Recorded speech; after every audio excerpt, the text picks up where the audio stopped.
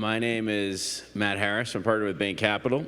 As the name of this session connotes, you're in luck. What you have in store for you is my patented brand of dystopic hilarity as I walk you through a little bit of I think, a kind of whole heap of trouble that the banks have coming at them. And I know we've spent the whole day kind of reliving the 12-month-old trauma that we all went through, Silicon Valley Bank. And I hate to bring more of it, but I will say the hopeful note here is that the winning side of this is certainly going to be technology. So there is kind of a happy ending. But first, we're going to go through some more stuff together. I should start by saying, both we, Bain Capital, but me in particular, we love banks. I mean, there's nothing but fondness and affection and a recognition of the importance of the banking industry to our economy, to our society. I have vivid memories of being 7 years old and having saved my allowance enough to be able to go to the Bay Bank branch. I'm sure nobody knows that bank, but we got a Bay Bank? All right, so it's become part of Fleet and Shawmut, and now it's part of B of A. It's unrecognizable. It's like the best frickin' bank in the United States. In Newton, Mass, and I got a literal passbook, and I wrote down my savings in it, and I've spent my whole career, last 30 years, investing in financial services and fintech companies, mainly out of this awe and recognition that this is all so important in terms of being the circulatory system of the body that is our economy. And yet, we do have some problems. This chart I found so striking. Now, last year was a really bad year. I mean, you think about all those little bubbles in the global financial crisis, they were definitely problematic. But last year, it was just 3 bank failures, just 3, but they were huge. And they were all a result of the same cause of this interest rate spike. But I think for most sort of seasoned bank observers, there was this feeling of there are other shoes that are going to drop here. These are the ones that were in these oddly, wildly precarious positions. Silicon Valley Bank because of the deposit aggregation risk of all of us in this room. Signature because of being so out of favor with the regulators because they dabbled in crypto. But I don't think 2024 is going to have another set of bubbles like this, we hope, although there's one flirting with it very intensely right now. But there are clearly other problems. We got some detailed slides here, and I'm happy to send for anyone who wants to study these things in detail, God forbid. But this problem of rates move up and your securities are worth less has continued to get worse, not better. Actually, this doesn't show Q4. Q4 did get a little better, but higher for longer has made this a persistent problem. The right-hand side, though, non-performing commercial real estate loans, this has gotten worse. This is already up north of $20 billion. And the reserving problem, we have complex slides here. There will be no quiz on this. Just trust me, the net of it is it's really bad and you should be awfully scared. But I'll talk through it a little bit. This y-axis here is the commercial real estate loans as a percent of capital. And the chart goes up to 600%. That's terrifying. The regulators have said, and the regulators, thankfully, and I actually, LT was a little harsh on the regulators earlier today. I think regulators all in have done a fantastic job eliminating the contagion risk of what happened a year ago. But they're very careful about what they say. So they've said if you're north of 300% of your capital tied up in CRE, we're going to be a little concerned about that. I am certain that what they mean is above that, you are toast. And above 150, you should be really scared. But if they came out and said above 150, you should be really scared, well, then that's everybody. And in particular, on the right-hand side here, you have banks arrayed by size.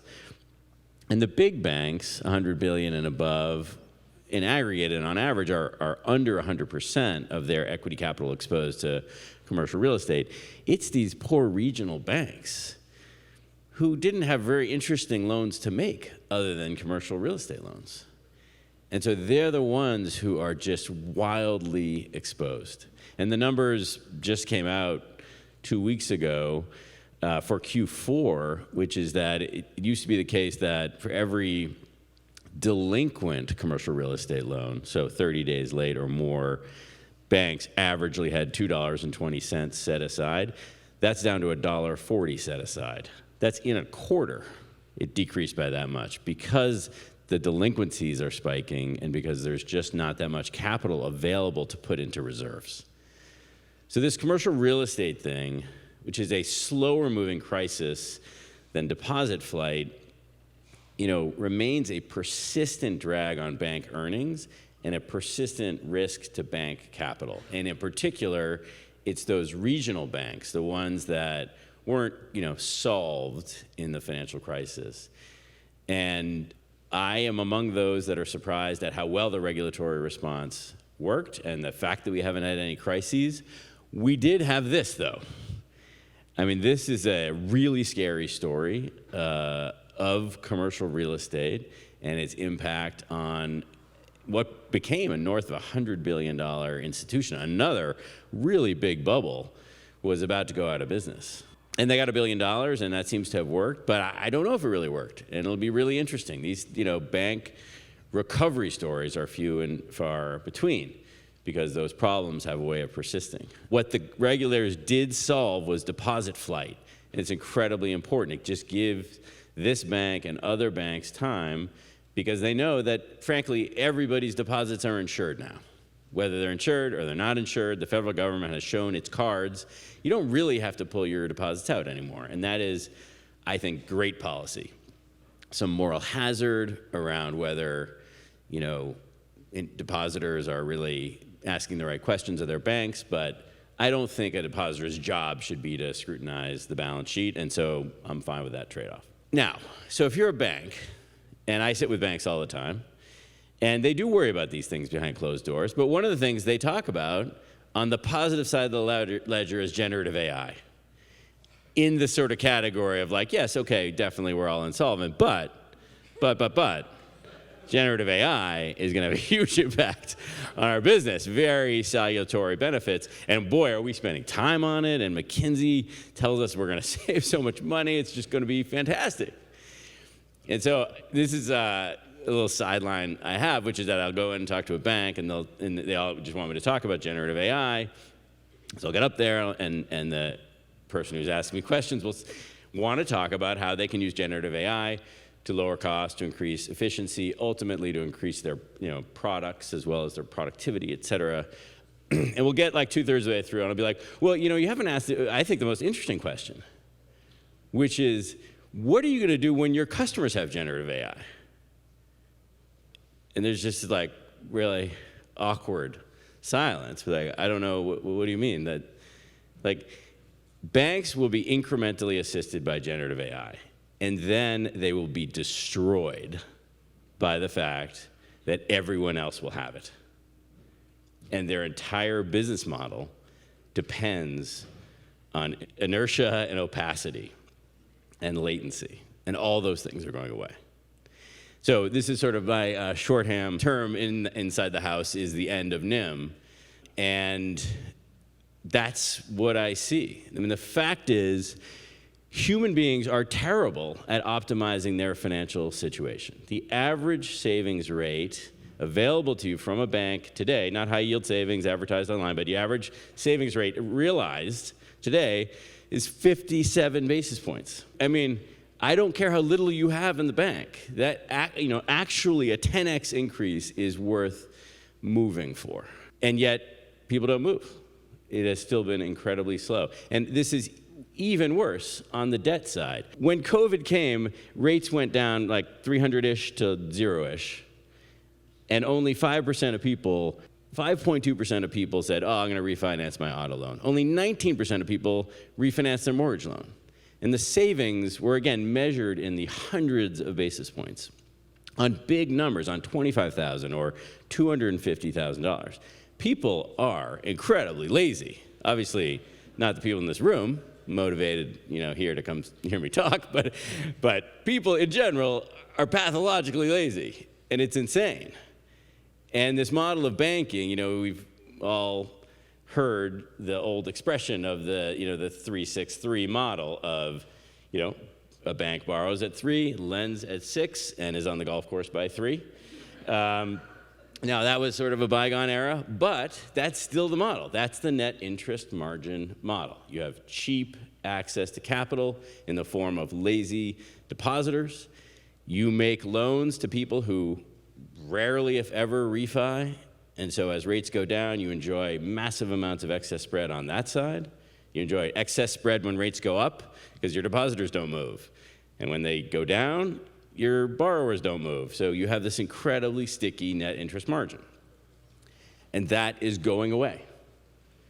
It's a very simple slide. I've really kept most of the data off it just to try to make these points incredibly cleanly. Like what we saw in Silicon Valley Bank was before FedNow, was in the very infancy of real-time payments. The thing that slowed down the money coming out of Silicon Valley Bank was the literal wire room.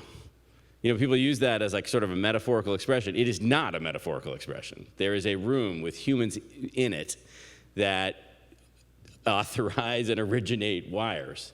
There is not an RTP room. There's not a FedNow room. Those things just go as authorized by computers. And so the latency that we've had in the system up until Silicon Valley Bank, and including Silicon Valley Bank, that latency is really all gone. And the opacity problem of, I don't really know. I don't really know what I'm paying. I don't know what I'm getting paid. This is all sort of something that comes once a month. There are clearly, because of Plaid, an early mover, like really pre the CFPB's muscular approach to open banking, which has begun, as of last October with Section 1033. I think Shamir, actually, you're the first person to point this out to me, if I'm not wrong. This is in the chartering of the CFPB, which was 14, 15 years ago. There's this thing that says all Americans should have like free and unfettered access to their financial data, no matter what.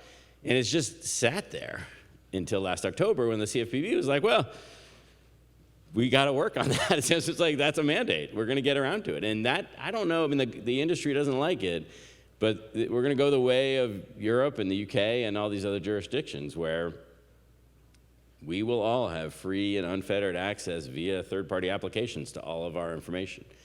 That will make Plaid and its current, necessary mode seem quite antiquated and bulky. So that is coming. And then finally, and this is the part that's actually really new news, is like we all know current generative AI, very good at reading and writing, not so good at doing. And that is still, for all of us, I think, I speak for myself, but I think for everyone in the room, like it's been magical, in the year since ChatGPT 4 came out, just seeing that this thing can read and write. And estimates vary. The nearest in I've seen is 12 to 15 months, and there are certainly people who say, it'll be 3 years. But that's kind of the trading range before generative AI will learn how to do things on our behalf autonomously and in real time, and operating on systems like the ones that will be built with zero latency and with complete transparency versus opacity. And so just the layer cake of these things, where you have banks that are entirely dependent on net interest margin, which is in and of itself built on laziness and inertia, because people do not take their deposits and put them where they can earn the highest yield, generating sometimes, on average, 500 basis points, like right now, of excess income for banks. They do not look at their liabilities and move them to where they could pay the lowest rate. And that leads to 80 to 95%, depending on the type of loan, inactivity in the face of clearly and measurably better rates to be had elsewhere. And so NIM, which is that delta between what banks have to pay depositors and what they can charge borrowers, is going to be under siege from both sides as soon as people have agents that are completely authorized to move money and refinance as many times a day as is advantageous. And will be the most, Credit Karma scaled to tens of millions of Americans just letting you check your credit score.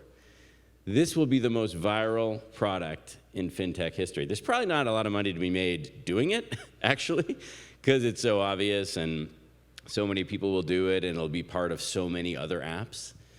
So I'm not saying let's go out and start companies to do this per se. This will just be a part of the fabric of the global financial system. Would be like, of course, all day, every day, I have somebody shopping on my behalf relative to my deposits and my loans. And the American banking system, as we know it, is over when that happens. And so in that sense, the good news is commercial real estate is kind of a sideshow. That'll pass and we'll be fine. We'll lose a few banks. But I don't know what runs the American banking system in an era we don't have a net interest margin. I think it's a fascinating question. Actually, I have one more slide. What can banks do? I was hoping the timer would be done by now and I could just walk off and not have to answer this question, but I have 2 more minutes. So I have a few hypotheses, but I think this is going to be the work of the next 10 years, frankly, is sort of how can banks survive and what will the ones who do survive look like, and how do we all get through the enormous withdrawal of liquidity from the system as many of our 5,000 and 6,000 financial institutions have to find a dance partner at scale to find a different future. That's going to be a really messy, inelegant phase. I will say, if you do talk to regulators, please ask them to allow M&A. The single best thing that could happen would be when the storm hits, if there are fewer financial institutions that are subscale, that would be better. There were 24 instances of M&A in the back half of last year in the banking industry, and there are north of 4,000 financial institutions. So we got a long way to go at that pace. Not going to happen. So I have 3 strategies that I've been playing around with. If somebody asked me if they were Regions Bank, what would I do? One is, in effect, technology-driven bundling. So if I were a business customer, for instance, but even a consumer customer, if I had many, many products that work together for me, I would be less likely and frankly less able to specifically shift my assets and liabilities around at will. And so banks are going to have to get much better at solutions.